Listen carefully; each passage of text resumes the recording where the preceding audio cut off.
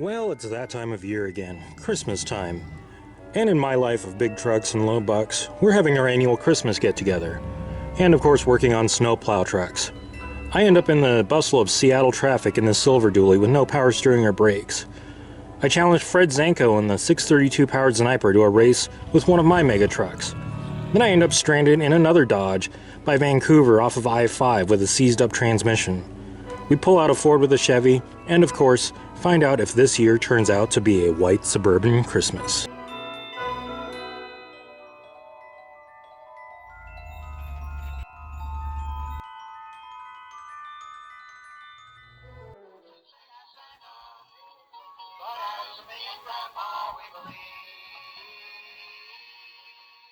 Let's recap what happened on part 1, days 1 through 9.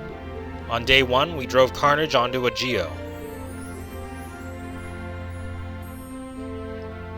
On day 2, we pulled out plow trucks and plow parts and got a few of them going.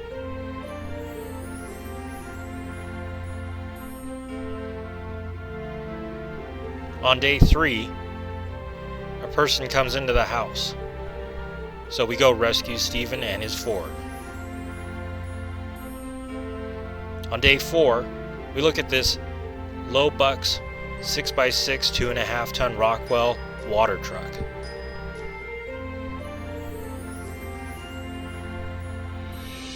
On day 5, I get ready and sell some parts to generate funds to go pick up the first 2019 Christmas Suburban.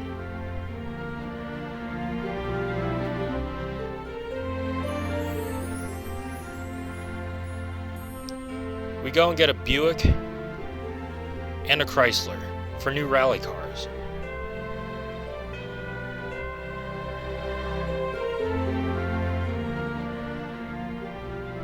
Of course, we've got to test them out too. On the 7th day, we go pick out my Charlie Brown Christmas tree.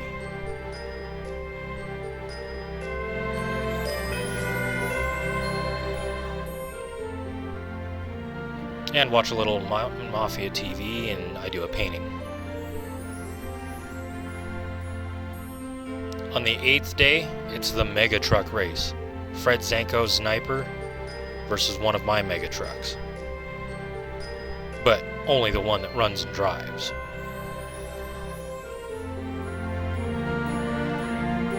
On the 9th day, I'm almost stranded in the Tri-Cities. And on the 10th, we continue.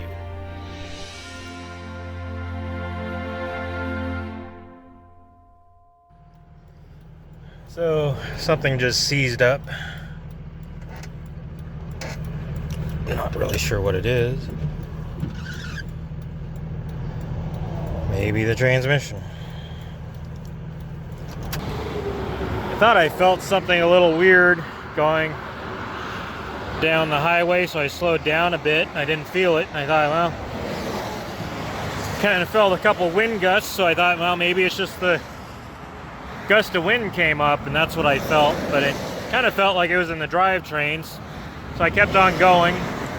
Then all of a sudden I got something real bad, some grinding going on, and pushed the clutch in, tried to slow down, got over just in time to roll the stop here, and it literally like locked up right here. The only drivetrain component I have not checked recently is the transmission, and something doesn't feel right in the shifter anymore, and there's some noise when I let the clutch out, just sitting there in neutral. So transmission was one of the main reasons I bought this truck, the NV5600, but I didn't check the fluid on it, so maybe it ran out of fluid and I've toasted a very expensive transmission. With the idea of unloading the Suburban so I can drive it, I'm not really comfortable driving all the way home trying to tow a 1-ton dually on this heavy trailer with a 3/4 ton Suburban that I've never driven before.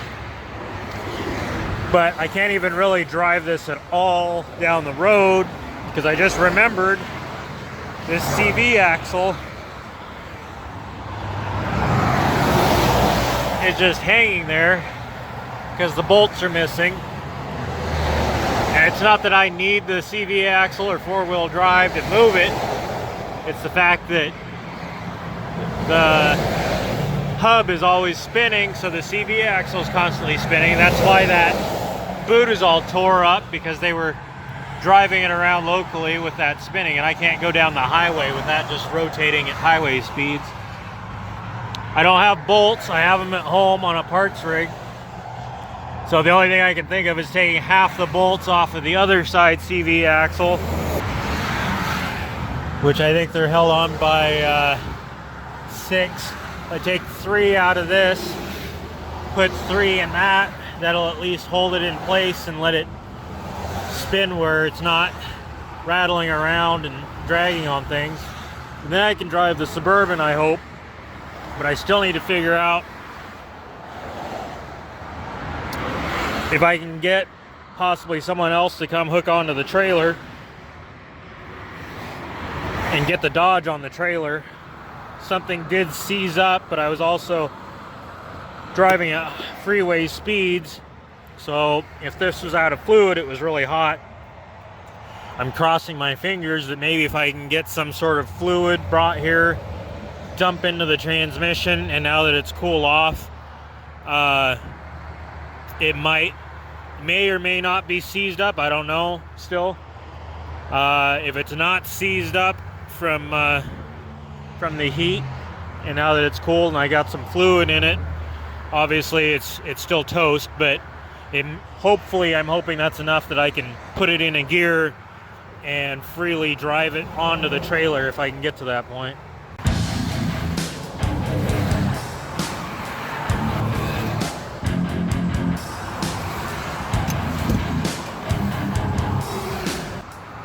We got the CV axle bolted up, Suburban's off the trailer. I'm now disassembling everything, getting the shifter out of the way so I can move this console so I can get the shift tower off the top of the transmission. That's gonna, I'm not gonna see all the damage, but that's gonna kind of give me a hint as to it's pretty hot in there and dry. Also, whatever fluids I might have with me, which I don't really know what I have, I may try to dump down in there just for some sort of a lubrication in case I do try to start this and move it. It's got something there, even if bearings and stuff are toast, at least it won't be metal on metal if there's something in there. Just enough to hopefully drive it on the trailer, and if it's completely seized, then I'm pretty much out of luck. Well, all the fluid back on the transfer case I was assuming was from some seals and gaskets there, and I was keeping it topped off, but I should have paid closer attention to the transmission itself, but can't. Woulda, coulda, shoulda. Alright, let's see if there's anything visible pulling this off. It smells, it smells absolutely horrible. Definitely something burnt up in there. What I've done now is dumped a quart of ATF that I had and some motor oil, some 1540, just basically as something for this transmission to have in it, so it's not metal on metal. I know it's already, damage is done, there's no fixing it, but I'm hoping with something in there I can maybe get it to spin free enough to go into A gear if it'll still have a first or something, and maybe move now that it's cooled off, had an hour or so to cool off. So, kind of a scary moment of truth here. All I want to do is see if it's seized up or if it'll still move, if whatever's welded itself together in there will break loose. I'm expecting the worst, which is stuff's welded together in there, it's seized, even though I dumped some fluid in there. I guess we'll find out.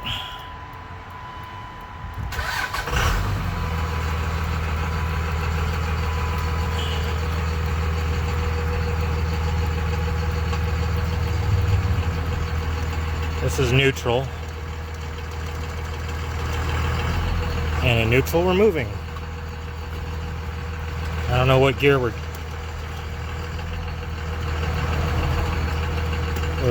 obviously welded into some sort of a forward gear here. What gear that is, I'm not absolutely sure. Got it to go into the second position now.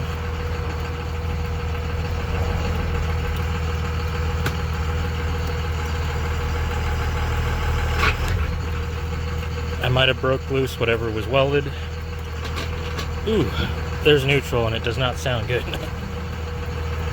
Definitely some not nice noises in there, but now we've got, let's see if we got,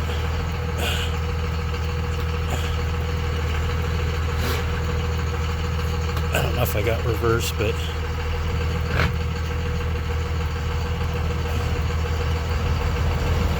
I think I've got it freed up enough now with the fluid that's in there to drive itself on the trailer. Okay, so I got the trailer unhooked from this truck. Suburban move forward. I'm going to move Dodge forward here and off to the side so I can back the Suburban up to the trailer, hook it up, pull it in front of this, and try to drive this on the trailer.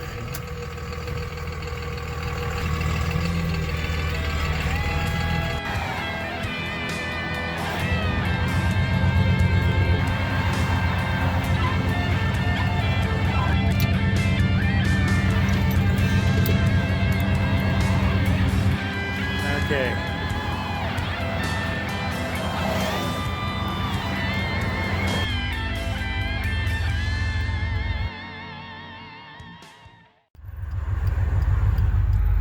So the problem with this Suburban, I'm told, besides the CV axle being out, is once it warms up, it wants to die at an idle. So it's going to be interesting because I got to keep the thing running. It's an automatic, which is foot and brake action. Once it warms up, I haven't even found out how bad it is yet because I've literally drove it this far, on the trailer, off the trailer, hooked up to the trailer, and past the dually.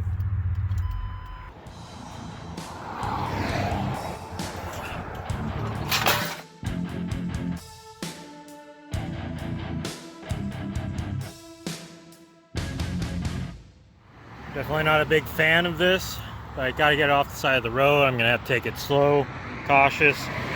These tires are bulging pretty good, like they could use some air. I've got no way to put air in. So I got it loaded on the trailer, strapped down. Tried to transfer a couple of the heavier things out of the front of the cab of that into the front of the Suburban.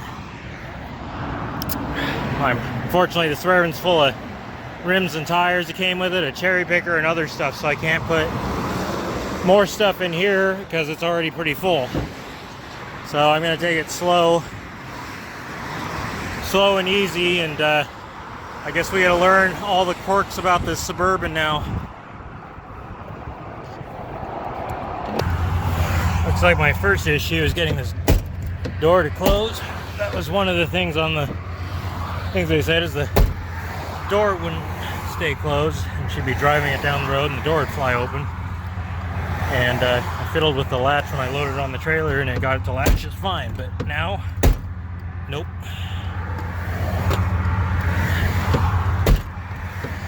So, seat belt's on, and yeah, door is going to be loose.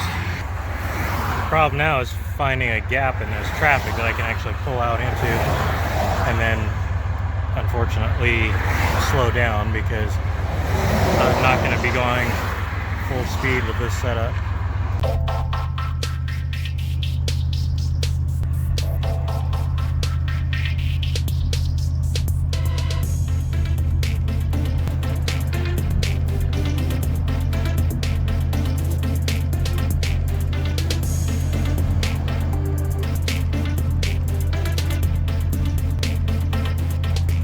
Somehow I always manage to find the most expensive fuel wherever I'm stuck at getting fuel at. I need air. So now it's time to get air. Well, I've already put $1.50's worth of air in this to get up to 60 psi. I got to go to 80 on both rears. So just rounded up some more change from my man purse. Put another $1.50 in. Let's go get some more air. Just got air in the rear tires of the Suburban, so they're up to pressure, towing the truck that should be towing the Suburban.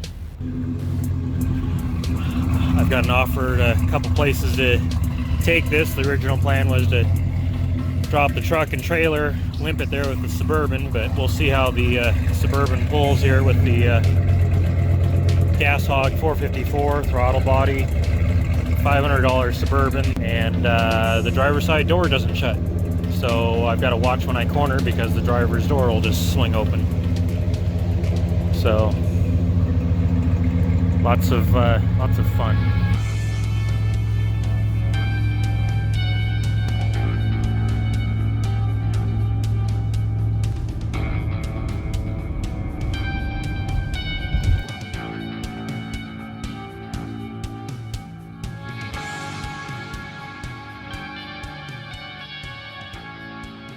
Well, this is twice now that I've gotten this door to actually shut and latch on this Suburban. I can't open it from the inside because the inside handle's busted, but the window does work, so I can roll it down and open it from the outside handle when I'm on the inside. It's just tricky to get it to close and latch, but I got it to latch twice. I'm happy about that, because the first leg of the trip I was driving along and the door's just kind of there flopping open and the wind was blowing it open and I was trying to hold it closed. Anyways, last night the AC compressor on that truck seized up when I went inside to use a restroom and grab something to eat real quick, and I came out and it wouldn't start because the AC compressor was seized up, and I actually was dragging the motor enough that the starter wouldn't turn it over. Took us a while to figure that out. Got another belt on it, rerouted and bypassed the compressor, and it was fine. Then the training went out. Now I made the mistake of using the restroom and getting something to eat real quick on my way home with this $500 Suburban that I've never driven before until today. That I've relearned that the wipers only work on high, which actually they did tell me that. I didn't care when I bought it because I wasn't going to be driving it down the road. So now we are going to find out what went wrong when I went inside, because something had to have gone wrong, obviously. Seized accessory on this engine, dead battery. Let's find out. Holy moly, it started. So my door latched. The Suburban, the cheap Suburban that needed a bunch of work, is still running. It's towing the dually backwards from the original plan, and I'm gonna finish eating something here and get back on the road and take my time to get home.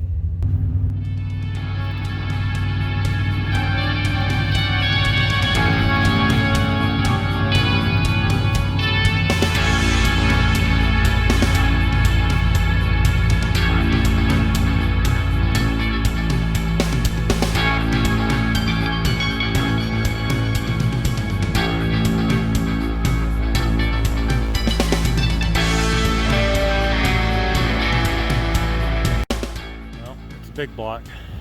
It's thirsty,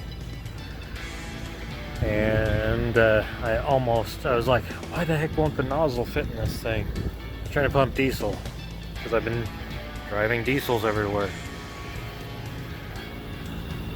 Guess there's a reason why they have the slightly larger nozzle on the diesel, so you can't do that, so the people that forget don't screw up.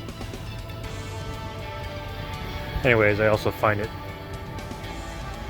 somewhat ironic that the two main things about this Cummins diesel truck that I wanted and liked the best about it, and was the reasons that I was going to keep it together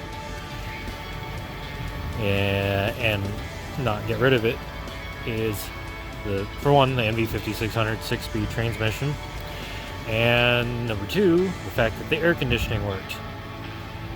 Well, in less than 24 hours, both have been destroyed completely. So I used the door again.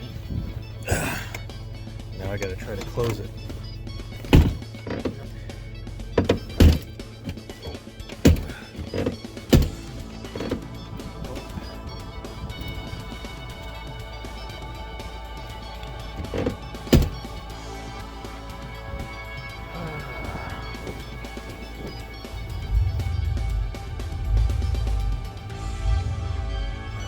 Made it to Spokane without any problems.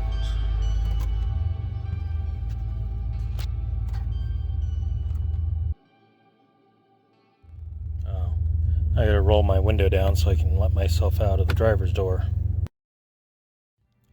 I have to say that the idea to tow the dually with the Suburban on the side of I-5 yesterday was mainly as a emergency situation to get off the side of the road and get away from traffic, and I didn't expect this to tow very well, considering I'd never driven it before other than onto the trailer. Had only heard it run for maybe a couple minutes.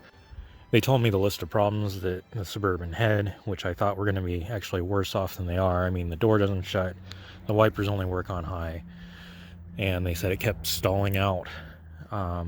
Mainly at an idle, but I figured it might be just stalling out at random times, but it kept going the whole way. It actually went down the road really well, handled really well, so I got all the way home without any problems at all. Now let's see if this thing will start.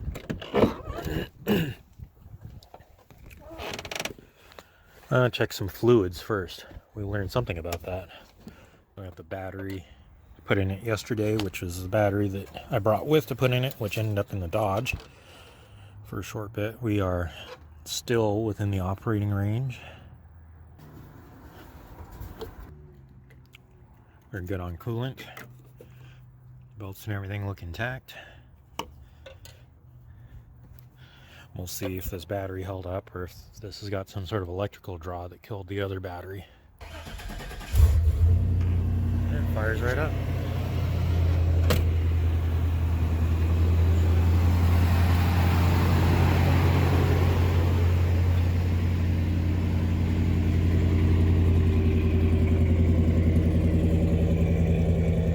And it towed well enough that I'm ready to venture the rest of the way to the other place and get this thing all the way to the shop.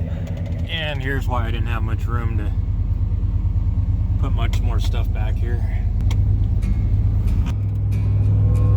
So after one more fuel stop and 2 more times of trying to shut this driver's door, I'm finally on the way back home to the shop. Gonna get ready for this weekend's Christmas get-together.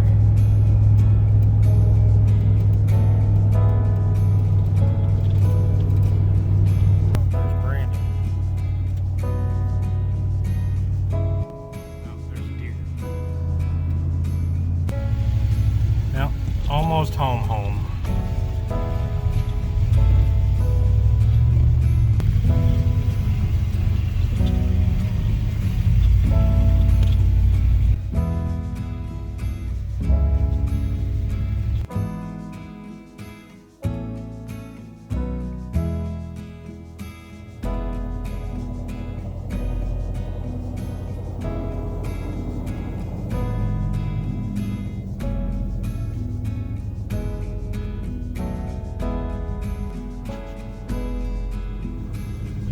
Now I gotta make it up the hill.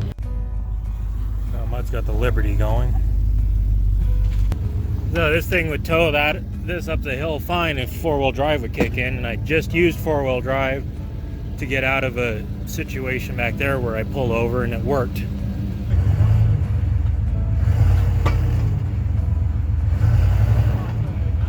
So I know the Suburban will go up this hill and tow this no problem. The problem with this hill is that if you don't have enough traction and you do have to stop, you don't get a second chance. Especially with the corners and the grade. I mean, it's not that steep, but when it's this type of consistency, like I've done this before, made it so far, and before you stop moving forward, you're already sliding backwards if you got something heavy on a trailer, and at that point you're pretty much screwed and there's no stopping.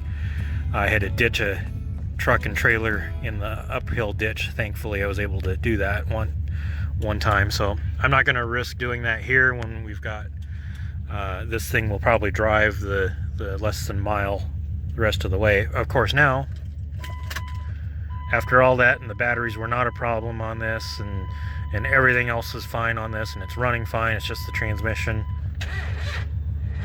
Now the batteries are dead. I'm going to use the Liberty here, the Christmas Liberty, parked next to the Christmas Suburban, to jumpstart this. So now that we got the weight off the trailer, the Suburban should be able to go up the hill. Mud's going to drive that. I'm going to take the silver dually and Jake's going to follow in the Liberty. And this way I got to drive this a little and see how bad the transmission is. I got a little mix of other fluids in it, but at least it's something.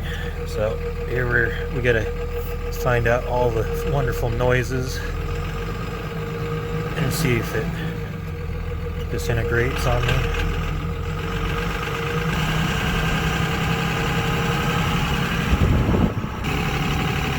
This right here is why I didn't want to attempt pulling this much weight with the Suburban, just in case I broke loose traction. As you go around these corners, there's a little bit of steeper grade here. If you start spinning out there and it starts sliding backwards and over the edge, you go over the bank, and there's really no stopping it till you're over the bank and wedged against the trees. No matter where I go or how long I'm gone, I'm always happy to come back home.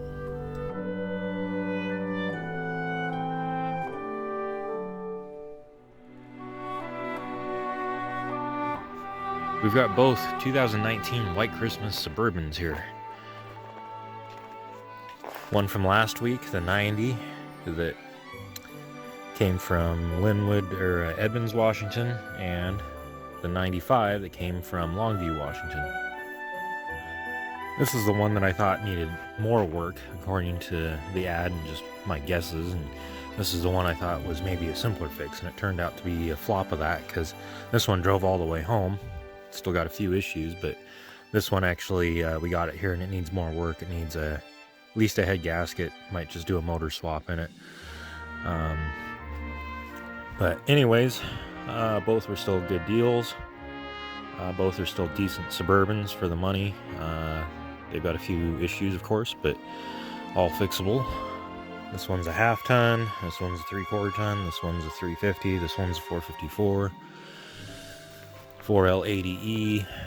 This one's got a 700 R4. So we're ready today for the Christmas get-together. We'll see if we got any passengers.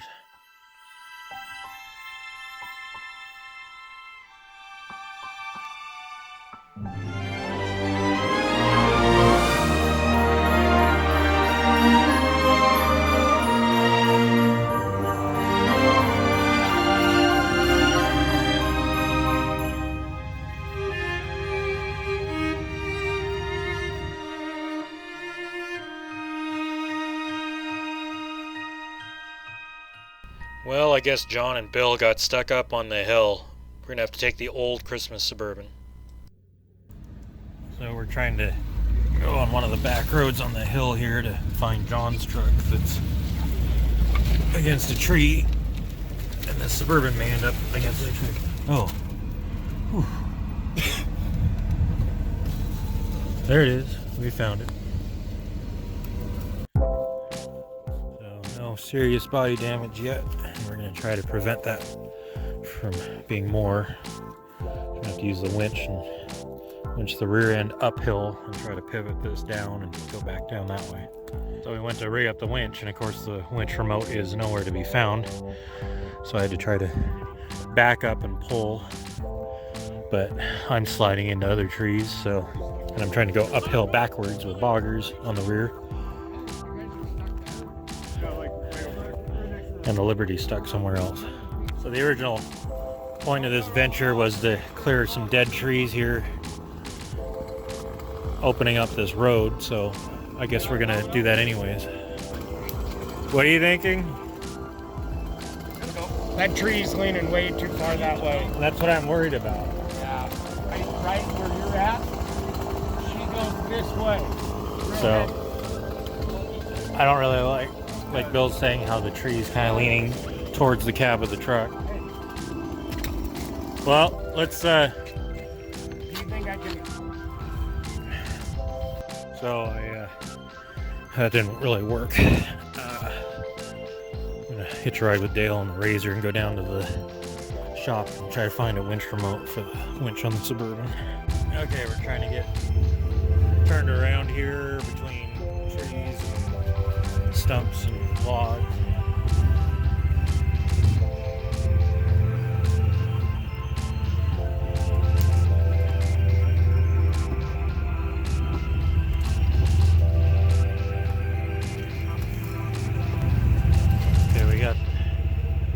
Found another winch remote in the shop. We're gonna run back up there and see if we can winch John's truck up.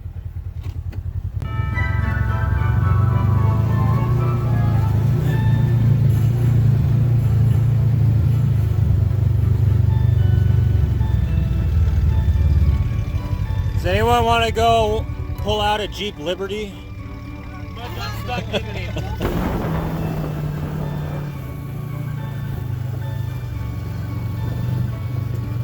So now that I got the winch remote with me, we're gonna run back up, winch John's truck out of trouble, and then we're gonna go winch out the Liberty.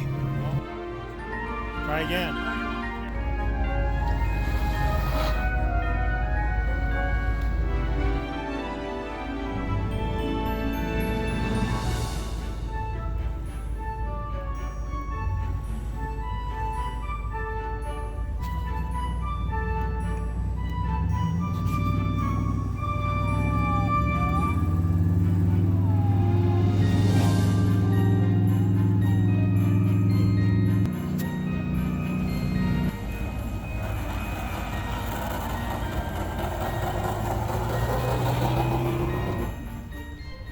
But we got to get back down below because Robert Schmidt just pulled up in my other truck and trailer. So I guess the trailer tire lost its tread somewhere on the way up. Oh, there it is. I guess we still have some of it. Yeah. 3,600 feet outside my driveway.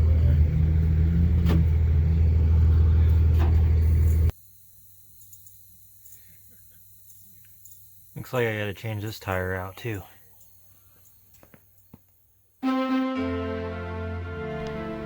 Well, we finally made it to our last and final day. The 12th day of Christmas.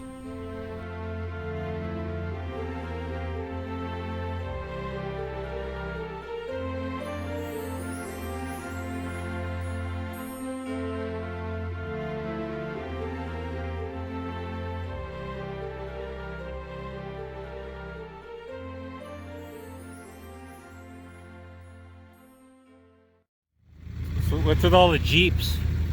Oh, the Three Amigos. Is that what it is? Yeah. They don't know yet. I just Oh. came up with that. Was there some sort of a Jeep convention or something today? Yeah. We're trying to see whose Jeep is bigger. Whose Jeep what? Whose Jeep is bigger, and it's Trevor's. Yeah. Trevor's got the big Jeep on property. Yes, sir. We found a blue, though. That's yeah, we found a winning. boo-boo. Ben! A what? A blue. Oh. He jumped in. He went it in.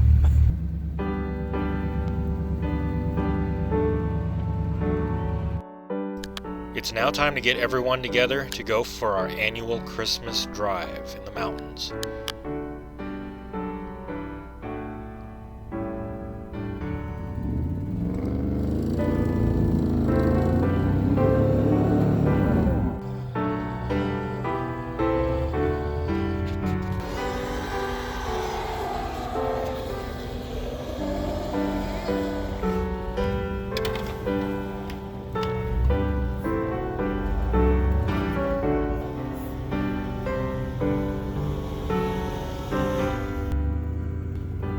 last several years for me and a few others that knew him, this is the memorial run for Greg Keithley, a friend of ours that passed away. And in a way, it honors him to be doing the fun things that we all used to do together.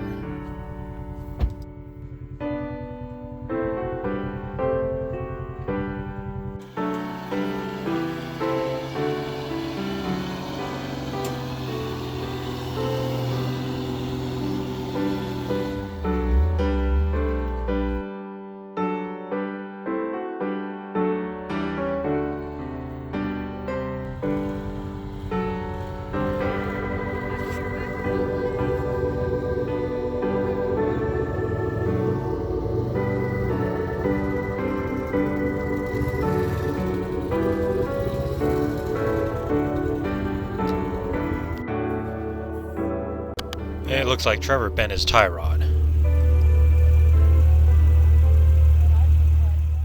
Like, This is little he compensating for something? the tongue. Janelle was looking at Clancy's tiny too tall sticker that he stuck on my Yeah, Suburban. we're doing just fine, and then I was like, hey, Trevor, what's right there? He went,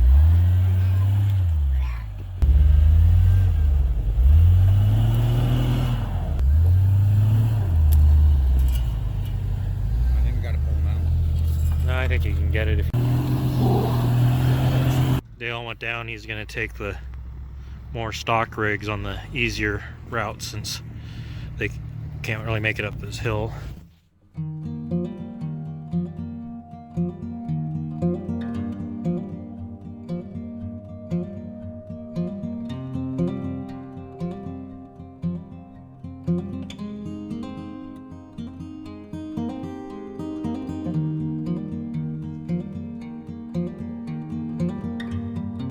I'm heading on with the Suburban, followed by Trevor and Cody, to where we're going to hopefully meet up with everyone else at this intersection.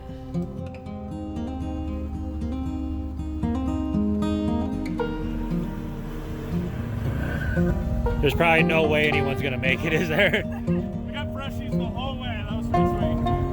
I was gonna turn around and go see. I don't know what... Oh, woodpeckers. There's one right now working at it. Oh. Could they really do that much damage? I suppose I don't so. know, because look, it's over here too. There's like 3 or 4 trees over here too that are the same. There's literally one just pecking at it right now. See him up there. Yeah, possibly. But is that their goal, is to just peck the bark off? I wouldn't think they could do that much, but man, that's a lot of bark for a bird to Well, take yeah, off. and then Alan, did you see over here? There's like 4 or 5 trees over here that they've started on. Oh. There, and then now he's stuck. Uh, That's old people problems. old people. Whoa, hey, I will hold that. So we've ran back to pick up everyone else that couldn't make it. He's got his jumper cables. He's got his axe. He's ready to go. We got Bill jump started. We're about ready. And you would say, why would it be woodpeckers? I don't know, looking at there's not one doing it. I feel we have much more traffic. You've been in here the whole time. Yeah, yeah. It's everyone else.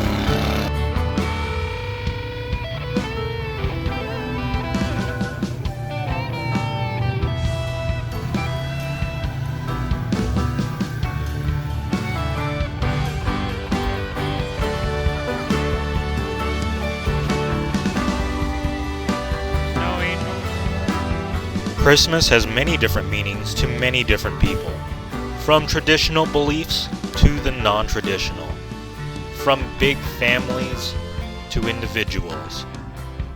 Christmas is a joyous time for many, and a difficult time for others. I'll never have lived through the struggles that others have suffered, but I've suffered through many of my own, and realize regardless of what life puts us through, no matter the time of year, we have the ability to make the best of things in life, if we let go of the negativity that holds us down. It doesn't mean to forget those problems or hardships or losses. It means that we can move forward, having learned from them, gaining strength, and always living for those who may not be with us here anymore.